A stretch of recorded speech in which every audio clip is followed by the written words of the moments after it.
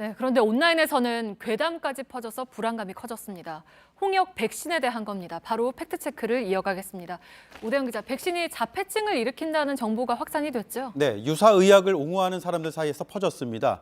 그리고 우리뿐만 아니라 세계적으로도 수년간 이어져 온 루머입니다. 네, 최소한의 근거라도 있는 얘기입니까? 1998년에 영국의 논문이 있긴 합니다. 네. 이런 내용입니다. 자폐아 12명 중에서 8명이 백신 맞은 뒤에 2주 안에 증상을 드러냈다라는 겁니다. 하지만 조작 논란이 일었고 2010년 영국 의학위원회에서 연구 윤리를 어겼다고 판명을 했습니다. 연구자는 의사 자격을 영구 박탈당했습니다. 논문도 철회됐습니다. 미국에서 2015년 9만 5천 명을 추적해서 연구했는데 연관성이 없다고 결론이 났습니다. 네, 그러니까 온라인 괴담의 뿌리가 20년 전으로 거슬러 올라가는 건데 또 백신이 오히려 홍역을 퍼뜨린다라는 루머도 있잖아요. 네, 비상식적인 주장입니다. 그런데 그런 내용의 인쇄물이 온라인에 이렇게 퍼져 있습니다. 하지만 반대입니다. 지난해 유럽의 감염자를 조사해 보니까 정확히 80%가 백신을 맞지 않았습니다.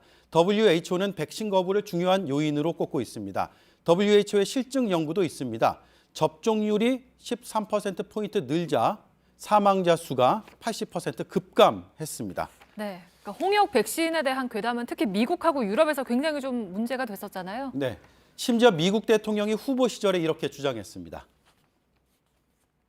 2 years old, 2.5 years old, a child, a beautiful child, went to have the vaccine and came back and a week later got a tremendous fever, got very, very sick, now is autistic.